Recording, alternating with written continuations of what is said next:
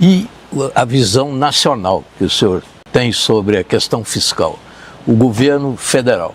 Existe sempre essa discussão, a questão fiscal, a questão social, como equilibrar isso. O senhor sempre diz, sem resolver a questão fiscal, nós não vamos conseguir chegar na social. Mas que visão o senhor tem hoje da questão fiscal, do desafio fiscal do governo federal, considerando, inclusive, isso que está acontecendo no Rio Grande do Sul agora, que vai exigir um dispêndio enorme? Olha, Mitri, eu não sou um economista e não quero ter audácia aqui de dar aula sobre economia, que não é o meu caso. Você tem a mão na massa da questão fiscal. Mas assim, eu penso uma visão muito prática, que é uma regrinha que a gente aprende dentro de casa. Se você gasta mais do que é o teu salário, em algum momento você vai quebrar. Ou você vai ter que pegar empréstimo, vai se afundar em dívida e vai quebrar. É assim com o dono do açougue, é assim com o dono da padaria, é assim com o dono do mercado, com o hotel. A conta pública é a mesma coisa. Se você não tiver saúde financeira, em algum momento vai quebrar. É o que aconteceu com a Argentina e tantos outros países que não tiveram responsabilidade fiscal financeira. Eu vejo até uma boa vontade do ministro Haddad em tentar segurar essa questão do gasto do governo federal, mas ele tem uma oposição que é do partido dele, que quer que gaste mais, que não quer enxugar a máquina pública, que não quer cortar custo. É essa a regra. E esse discurso que é gastar para cuidar do mais pobre, isso também é um discurso que não é verdadeiro, porque você não consegue cuidar do mais pobre se você não tiver saúde financeira. O que te dá garantia de você fazer bons programas sociais, fazer bons investimentos na educação, é se você tiver dinheiro em caixa para fazer investimento. Senão é tudo bobagem, não acontece. Agora, governador, na hora de atrair um investimento externo, porque a gente precisa de investimento para crescer, não é? E aquela crença que existiu em algum momento que o Estado seria capaz de dar conta de todo o investimento, cada vez mais vai por terra, não é? Adianta o Estado do Paraná ser um Estado equilibrado fiscalmente dentro de uma federação em que a maior parte dos estados não tem a mesma condição e onde há dúvidas sobre as promessas que foram feitas no arcabouço fiscal e a capacidade do governo central de cumpri-las? Como é que se comunica isso? Olha, eu estou aqui dentro desse contexto, mas eu sou diferente. Como é que se chega para um investidor internacional e fala, olha, olhe com carinho aqui para o Paraná, porque eu tenho bons resultados. Mas não o risco Brasil. Isso, exatamente. Veja, primeiro, o empresário que é brasileiro, o empresário português é igual, o europeu é igual, o asiático é igual, pensa igual. Eles querem o quê?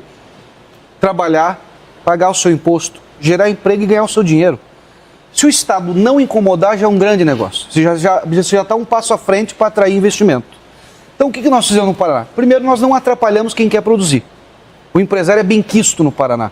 O gerador de emprego, o comerciante é respeitado no Estado. Então podem vir investir aqui, que vocês vão ser respeitados, vão ter segurança jurídica e o Estado não vai atrapalhar vocês. Se não puder ajudar, nós não vamos atrapalhar. Então, a hora que você cria esse ambiente, lá nós temos um ambiente saudável com a Assembleia Legislativa, com o Tribunal de Justiça, com o Ministério Público, com o Tribunal de Contas. O empresário, quando ele vê esse ambiente saudável, ele vai investir. O empresário, ele quer tranquilidade para poder trabalhar. Ele não quer favor do governo, ele não quer ajuda, ele quer só poder trabalhar. Então, eu acho que a gente conseguiu criar esse ambiente. Fizemos, obviamente, em cima das vocações do Estado, nós buscamos potencializar a vocação do Paraná. Onde o Paraná é bom?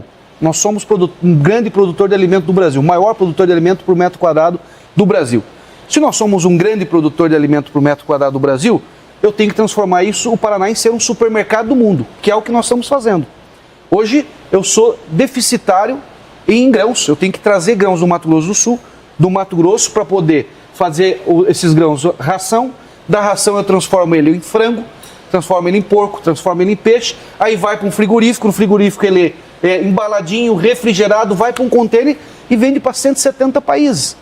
Aí eu deixei lá, no meu estado, a mão de obra no frigorífico. Isso aumentou o dinheiro no comércio rodando nas cidades, você melhora a qualidade de vida da população. Então, achamos essa vocação que é se transformar o Paraná no supermercado do mundo. Governador, a legislação brasileira, de um modo geral, é complicada, né? O nosso sistema é complicado. As regras são complicadas, a burocracia está aí.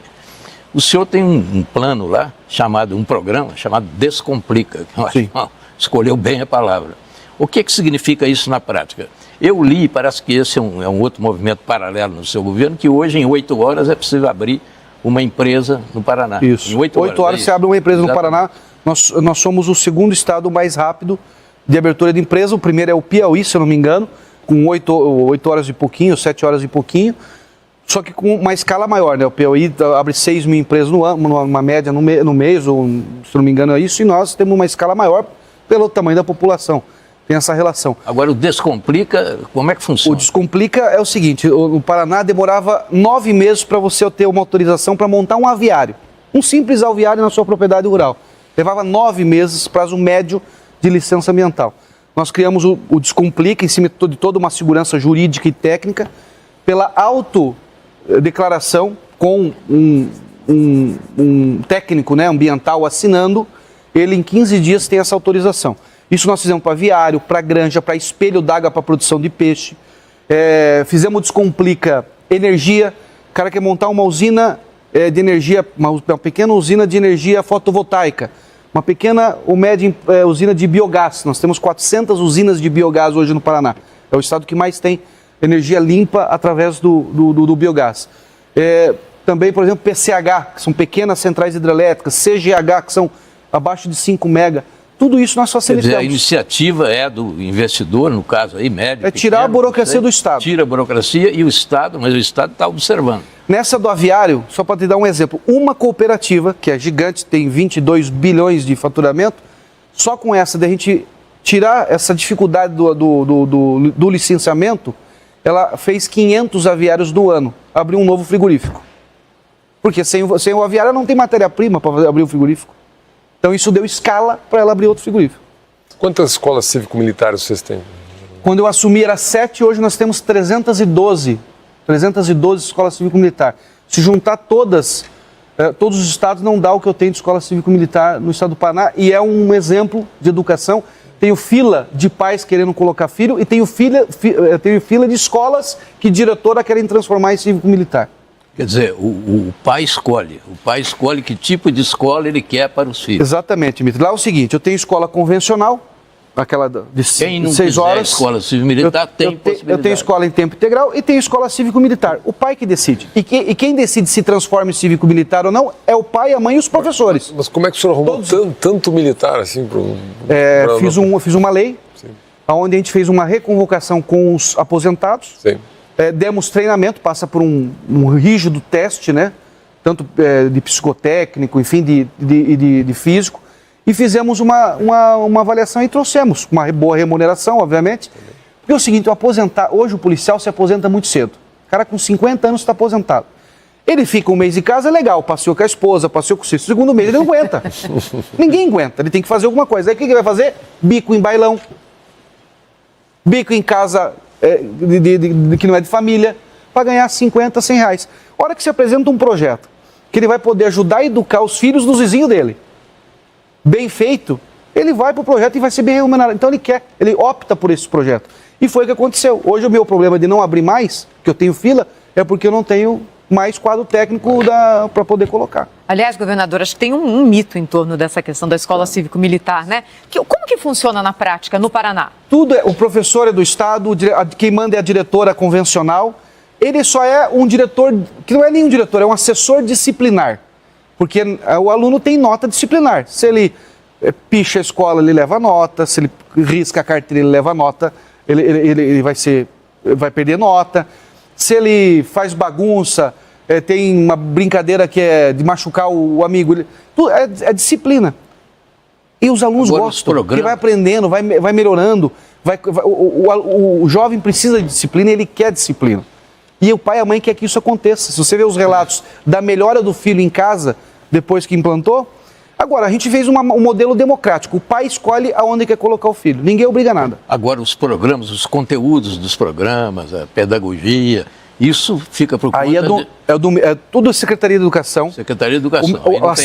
As 3 escolas têm o mesmo modelo pedagógico. Por exemplo, eu tenho robótica e tenho aula de programação. 500 mil alunos fazem programação. Por quê? Eu quero criar um berçário de mão de obra para a tecnologia. Os próximos 10 anos, de cada 6 novas profissões, todas estão ligadas à tecnologia. Das 10 novas profissões nos próximos 10 anos que foram criados, 6 estão ligadas à tecnologia. Então, eu estou fazendo o Paraná ter um berçário de mão de obra tecnológica. Por quê? É o que o menino geralmente gosta, porque já está conectado. Segundo, o salário médio de um programador é de 7 a 15 mil reais no Brasil. Hoje você tem no Brasil mais de 600 mil vagas abertas para programador. Não tem gente para preencher. Não tem gente. E pode trabalhar em casa, né? Aí, você matou. Trabalha em casa. Você imagina um menino de 16 anos, 17, saiu do segundo ano, terceiro ano, começa a ganhar 7, 10 pau por mês trabalhando de casa. É transformador. Agora, se aumenta o salário médio desse rapaz, começa a melhorar a vida dele em casa. Agora, governador, a pandemia mostrou que o nosso ensino, de modo geral, estava numa situação muito difícil e com a pandemia ficou mais difícil ainda. Porque há 30 anos ninguém mudou. Eu sou o único estado do Brasil que tem educação financeira. Os meninos lá aprendem associativismo, empreendedorismo, cooperativismo e aprendem oratória, falar em público. Tem que aprender a falar em público, porque ele vai ser um cara que vai gerenciar uma equipe, vai gerenciar uma empresa, vai ser um vendedor, ele vai ser um advogado, tem que ser um bom advogado, tem que ter uma boa oratória. Então nós estamos preparando essa safra para ensinar educação financeira familiar, porque nós somos um país que, infelizmente, as pessoas se endividam por muitas vezes não ter tido uma oportunidade escolar de saber mexer com dinheiro, pagar juros exorbitantes, entrar em cheque especial, entrar em juro de cartão. Nós queremos que esses meninos e meninas que estão na nossa escola ensinem os pais e a mãe a lidar com dinheiro. O senhor está sempre cotado ali num grupo de governadores que eventualmente pode ser uma alternativa desse campo aí, chamada centro-direita, para 2026, né? Vamos fazer uma analogia com uma corrida de 800 metros. O senhor está ali em alguma curva, né? O governador Zema parece estar um pouquinho na frente, o governador Caiado parece ter mais visibilidade, mas o senhor é aquele corredor que vem chegando por trás e vem acelerando o passo. Na última pesquisa, inclusive na Paraná Pesquisa, o senhor saiu já melhor, né? 17%, o que é um dado bastante relevante, né? Como é que o senhor se posiciona nesse cenário? Veja, Fernando, primeiro, eu tenho um compromisso com o meu estado. Eu tenho que governar o Paraná até o meu prazo de validade como governador, que é o meu mandato. Então eu não posso... Mas o senhor já foi reeleito, ou seja, sim, mas esse caminho se encerra. Mas mesmo assim, né, Thais, eu tenho que cumprir com essa missão. Claro. Senão, daqui a pouco você perde a rédea do estado e vira bagunça. Então, eu não vou ser irresponsável a esse ponto. E até porque o estado vive um bom momento, né? Então eu tenho que consolidar isso para os paranaenses. Segundo, veja... eu acho que o Brasil hoje tem uma safra muito boa de governadores. Se você pegar o centro-oeste brasileiro, você tem o Mauro Mendes, você tem o Riedel, você tem o Caiado, você pega a região do Sul, os 3 governadores têm feito boa gestão, né? O Eduardo, agora tem o Jorginho, acho que os números do Paraná também nos colocam numa situação razoável. Você pega o Sudeste brasileiro, Minas Gerais... Você pega o Zema, você pega o próprio Tarcísio aqui. Então você tem uma safra boa lá. No Norte também você tem bons governadores, no Nordeste tem bons governadores. Então acho que o Brasil, talvez, não sei se nunca, não vou dizer nunca, mas há muito tempo não via o conjunto dos governadores bem organizado na sua gestão. Claro, com um ou outro com dificuldade natural, financeira, enfim, mas no geral tentando se organizar. Já estou vendo que o senhor é candidato. Não. O que eu estou falando? Tem uma nova geração chegando. Tem uma nova safra.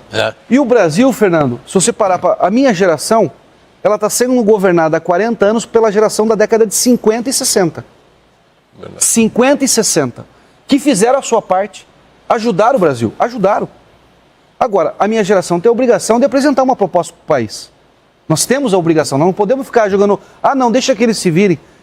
Aqueles que estão há mais tempo na política, que pegue a bomba, ou que resolva o problema, que fique com a solução das questões. A minha geração, como já está acontecendo nas empresas, como está acontecendo no setor educacional, nós temos essa obrigação. Agora, isso quer dizer que eu tenho que ser protagonista? Não. Eu posso ser um coadjuvante, posso ser um colaborador, pode ser que esses governadores se reúnam e possam ter um nome de consenso para poder apresentar uma proposta de futuro. Eu acho que a gente tem que estar organizado nesse sentido. O senhor estará dentro desse quadro, isso não há dúvida. Pela minha geração, eu gostaria de estar ajudando a construir um projeto de um país moderno. O governador citou agora há pouco o que acontece no Rio Grande do Sul, né? É difícil a gente não pensar nessa situação tão fora do padrão e tão dramática que acontece num estado próximo ao que o senhor governa. A gente entrevistou recentemente aqui na Band o economista Paulo Rabelo de Castro. Ele falou o seguinte, que essa situação mostra como a Federação Brasileira não funciona. porque é uma situação de catástrofe em que o governador tem que passar o pires para conseguir alguma coisa e o governo federal se coloca ali como o bonzinho que está concedendo um agrado. E, na verdade, é dinheiro público de todos os lados, né? Como é que o senhor vê essa relação federativa nesse momento no Brasil? O senhor já teve que bater as portas de Brasília para pedir alguma coisa? Não, a gente tem uma relação, assim, né, republicana, né, sobre a questão... Brasília é muito mais por questões técnicas, como as concessões, mas hoje, graças a Deus, o Paraná tem saúde financeira para tocar os seus grandes projetos e estamos fazendo. Claro que a gente não abre mão de parceria se tiver, mas a gente tem conseguido tocar. Eu acho assim, a falta de eleger prioridade, Thaís. Você veja, pegaram a Itaipu Binacional, 1 bilhão e 300 milhões de reais agora, semana passada, e mandaram para fazer a COP, que é um evento de 30 dias. E não deram R$1 desse recurso que poderia ir para o Rio Grande do Sul, que vai ter que se reconstruir. Tem 600 mil pessoas morando fora de casa, desalojadas. Tem cidades inteiras que foram devastadas. São bilhões de reais que vão precisar num estado extremamente importante, que tem 6, 7% do PIB do Brasil. Então, a falta de prioridade, isso é falta de planejamento, não é possível. Né? Então, assim, a Itaipu tem $1 bilhão no caixa dela. O que mais precisa o governador do Rio Grande do Sul agora não é aviãozinho descendo lá, levando meia dúzia de água. Precisa de grana para reconstruir a cidade. E é muita grana, não é pouca. É o Brasil inteiro que tem que ajudar. Eu estou com 40 maquinários lá, escavadeira. Mas o senhor falou dos projetos que nortearam o trabalho do Paraná. Precisa ter os projetos, né? Porque precisa realocar todas as cidades, tem que fazer serviço de engenharia. Mas você tem que desde já começar, inclusive, começa pela limpeza da cidade. Não é 40 retroescavadeira minha, do Zema, do Tarcísio. Ali é pegar muito dinheiro para você começar a limpar a cidade, aterro sanitário, caminhão de lixo. Então, assim, eu vejo essa falta de prioridade do Brasil. Você poder fazer, num momento de catástrofe, colocar isso como uma outra prioridade. Menos importante. Uma COP ser menos importante que o Rio Grande do Sul. Agora, governador, outro dia eu vi uma frase sua, até anotei aqui. Esse fla-flu não ajuda o país, empobrece. E frase seguinte, mas isso vai cansar. O senhor está se referindo à polarização política no Brasil. Que não é uma polarização só no país, né? Está acontecendo no mundo todo. Os Estados Unidos hoje é isso. Tá. Essa questão mas como é que o senhor vê isso aí? Vai cansar como? Isso... Eu acho, quando, né? Viu, as pessoas terem um norte ideológico faz parte. Eu tenho o meu, você tem o teu. Cada um tem o seu norte ideológico, a maneira de ver a sociedade. Eu acho que isso faz parte. E na política tem que ter isso. Agora, eu falo o seguinte, eu não fico perdendo tempo discutindo ideologia, eu discuto metodologia. O que está dando certo? O que está dando certo em Israel? O que está dando certo no Japão? O que está dando certo na Alemanha, na Inglaterra, nos Estados Unidos? Esses países já testaram muita coisa que deu certo e deu errado. Então vamos pegar o que deu certo e vamos trazer para cá. Não precisa a gente ficar inventando as coisas. Né? Problema ambiental, que é uma discussão gigante. Nós ficamos discutindo a questão da árvore. Esquece de fazer o saneamento básico, que é uma das coisas que mais polui o meio ambiente, é a falta de saneamento básico. E para você fazer o saneamento básico, você precisa de uma licença ambiental. Você resolveu o problema do esgoto da casa da Dona Maria, você precisa de uma licença ambiental que às vezes demora 1, 2, 3 anos. É uma falta de raciocínio lógico. Isso tem que ser modernizado. Como é que o senhor vê com essa experiência a indústria nacional competindo com players gigantes, especialmente da China? A gente está nessa discussão agora sobre taxar ou não taxar, as compras pelos sites, enfim. Veja, eu acho que o Brasil está perdendo uma grande oportunidade de ser a opção para o mundo ocidental da China. Nós deveríamos ser a China do Ocidente, para o Ocidente. O mercado europeu não quer mais ficar dependente da China, os países europeus. Os Estados Unidos não quer mais ficar dependente da China para alguns produtos que eles não produzem. Quem que está ganhando esse espaço? O México. Está se posicionando e perdendo muita oportunidade. O Brasil, se ficasse parado, só se organizando, tendo uma boa relação diplomática, você não precisa ser inimigo da China, muito pelo contrário, um parceiro comercial estratégico importantíssimo para o Brasil. Mas só de ter um alinhamento com o Ocidente nas questões políticas, questões de relações internacionais, automaticamente via migrar para o Brasil, porque nós temos energia limpa e barata comparado com o mundo. Muita energia. E o Brasil tem um canhão de produção de energia que pode vir a acontecer com biogás, energia solar, energia eólica. Agora vai entrar o hidrogênio, que vai acontecer o hidrogênio a médio e longo prazo. Você tem uma mão de obra boa e relativamente barata comparada aos países de primeiro mundo. O brasileiro gosta de trabalhar. E o que você tem que fazer é facilitar. Água, né? Tem água, tem espaço físico. Tem espaço físico para montar a indústria. Só para lembrar, o México, o custo de produção no México já está empatando com o da China. O custo de produção da China está subindo, já não é mais como era. E a carga tributária, né, Mitri? Que a nossa aqui, na comparação com o México, é um absurdo. É onde vai entrar minha pergunta agora para o governador. Então, quer dizer, nós temos que competir com o México e com outros países que estão aí representando uma certa ameaça para a gente, porque o México, se continuar desse jeito, ele vai tomar muito desse lugar que seria nosso. Já está tomando. Já está tomando. Já está tomando. Mas só ver o Brasil se mexendo nessa direção, porque a inquietação do Mitri é fundamentada, a sua também. Mas a gente vê o Brasil se mexendo para isso, a gente vê o Brasil indo na outra direção. Mas aí entra a minha pergunta sobre a reforma tributária, governador. Eu queria que o senhor desse a sua opinião, a avaliação da reforma tributária. Só para finalizar esse ponto que ele falou, por isso que eu falo, se você tiver um mínimo de posicionamento, menos posicionamento político, ficar discutindo Hamas e Palestina, essa briga de Israel, briga de Ucrânia e Rússia, para nós não interessa, não vai resolver os nossos problemas. Então, nem a gente vai conseguir resolver o deles. Nem vai resolver, não é na cervejinha que vai resolver, não vai resolver. Isso é um problema muito mais complexo que as grandes potências estão voltando a querer polarizar o jogo. Então o Brasil pode ser parado, ser o país que pode ser mais beneficiado desse problema que está tendo geopolítico. Essa é a minha visão.